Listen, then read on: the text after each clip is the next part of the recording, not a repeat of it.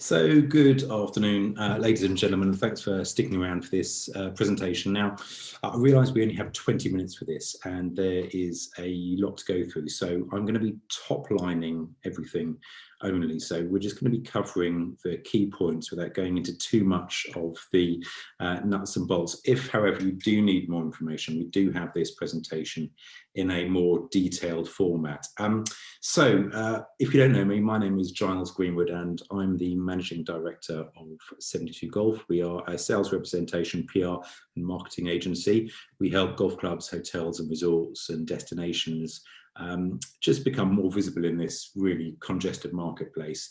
Essentially, it's about helping you just do more business. So right, let's jump straight in. Let's get this presentation up on the screen. Bear with me a sec.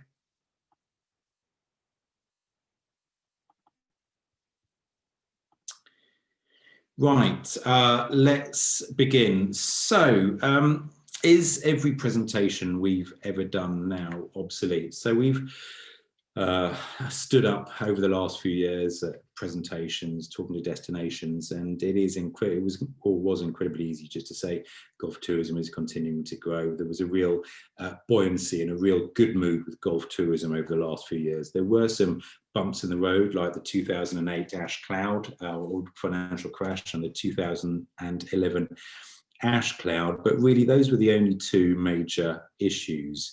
What we're seeing now is a massive global pandemic. Over the last few months, we've been trying to look into our crystal ball with little to no success. But what we have to try and do is make sure everyone's in the best possible position for when this pandemic subsides, and it really will subside. So what do we know? There are some pillars that have set in stone. So these are the undisputed facts. Now, the number of golfers hasn't changed. There were 60 million golfers around the world. Europe, obviously, we all know, has 8 million golfers. Asia, which is a new emerging market, has 20 million golfers, and the Americas has virtually half of the world's golfers. So these have not changed. And also, pre-2020, golf tourism did continue its relentless march. Another bumpy year with growth of between around 7 to 9%, depending on who you talk to. We talked to all of our tour operators. We talked to about 600 of them, and this is probably a good figure. And also, golf tourism has been outperforming the general tourism market, averaging around 7% growth per annum. So looking back to those 60 million golfers, we know around 30% did plan to take a golf holiday over the next 6 months. And additionally, 50% wanted to take a holiday where at least one round of golf was played. So 2019 was another good year until we hit 2020. So the intangibles, this is where we try and predict and try and control, and it's incredibly difficult. The golf tourism rule book has been thrown out the window. If you look at the traditional booking window, it used to be 4 to 6 months between the inquiry to a tour operator to the holiday. Now it's going to be a mad rush to book those holidays. So we see as soon as borders reopen, people are going to be booking. So it's getting you guys in the best possible position. We've recently revised all of our supplier COVID contracts. Are they working? We do believe so. Everyone is actually trying to work together and help each other out. Quarantines, yeah, people aren't going to be traveling if they could have stayed at home for 14 days. And actually, is it worth the risk for tour operators to sell? Do they want that hassle of actually trying to reclaim airline tickets and so forth if they can't actually fulfill their client's holiday? What we do know is that when Spain reopened its borders to the Schengen countries on 21st of June, there was a massive upswing of inquiries and bookings for near immediate travel. So we know there is an appetite for holiday makers. So what we ultimately want you to be is ready to meet this demand. My good friend Richard at Sports Marketing Surveys has just sent me this, and he did a representative study out of 4,500 UK golfers actually this month. And if we look at the blue column, golf break elsewhere in Europe, actually 45% said I may or I would consider taking a specific golf break However, only 9% said they booked it, and this should be actually most of them. So it does show the borders are closed, but the demand is there.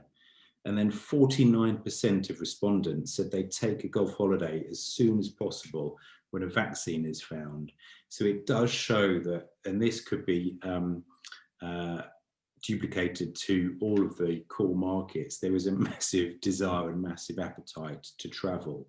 So really it is just a waiting game. So what we say is don't stop developing your golf travel partners. It's incredibly important to be always talking to them, always in communication, and always having an understanding of when they're ready to start selling. I know you're all probably IGTM veterans, just like myself, so you do know that it is a zero risk opportunity. They should be your primary sales partner because they do have an existing client base. So developing just a few golf travel trade partners just opens up access to thousands of golfers. And they can also deliver more first-time golf visitors than direct promotions, and it's also a lot cheaper. But essentially, and you all know this, is that you only pay commission if they sell your product. So what are the 4 simple steps? Now, whenever you speak with a golf tour operator, you should focus on the following 4 areas. Now, understanding which markets to develop is crucial to your success, and this is based on a number of factors, with access being the number one. Being able to get somewhere essentially makes or breaks a holiday destination. Now, things are starting to change a little bit with COVID. People are having to look at different ways. They might even be getting on the Eurostar or getting on a train to go and travel if they can. They're trying to find all the different ways that they can actually holiday. So being easy to get somewhere is actually what makes or breaks the destination. So we say to you, only spend time developing markets that actually have good access, but also just to have that thought in the back of your mind to widen the net. For example, with driving holidays, we used to say European golfers would only drive up to 6 hours to their chosen destination. This is completely obsolete now. We're working with some clients in Italy and they're traveling down from mid-Germany, 8 hours, 9 hours, 10 hours travel. So it's all about widening the net. And then if you haven't already done so, please just use the industry standard net rate of 20%. Many properties only offer 10 to 15%. Tour operators are commercial businesses, so 20% should be just a starter for where you start. You know, that commission just covers their promotion and marketing and just gets you visible on their website. So please do raise that. So I've just skipped forward just a little bit. Always have your tour operator rates ready at least 12 months in advance, giving the tour operators the maximum time to sell your product, and then essentially provide tour operators with or your partner tour operators with a 10% commission on any offer you put out. So it gets them to close every sale for every single client. And then wider tools, make everything commissionable, T-sheets open early, social channels, media library, maintenance and destination toolkits. Apologies if I do sound as I'm talking quite quickly. I realise I've done 9 minutes already into a 20-minute presentation. So now we know it's far easier and less expensive to promote your business through local and international golf tour operators, but we are in the middle of this pandemic. So you are going to be competing with all of your fellow golf clubs and hotels. What we do say is don't drop your rates drastically. We don't want a price race to the bottom, and it would be bad news for the golf tourism industry. You could come up with some specific lockdown exit offers to incentivize your current producers. So if you're a golf course or golf resort, an extra percentage early booking discount, 5% standard, increase it to 10%. You could look at 2-for-1 buggy hire, logo buggies, which could be co-branded, club credits to be used across facilities. So just giving them as an extra carrot to be able to sell. You could be quite You could split them up, so you could create different lockdown exit offers with different tour operators, depending on what the tour operator is asking from you. And if you're a hotel, then it could be things like group room upgrades, early check-ins, spa access is always keen, but also resort credit is also very important. Additionally, you could build some specific things in to incentivize the tour operator to sell, not the client. So you could add in some opaque discounts, so giving your preferred tour operators a little bit of extra margin. So it could be a 5% opaque discount or a 10% opaque discount in there. So you could really personalize this all with your preferred tour operators.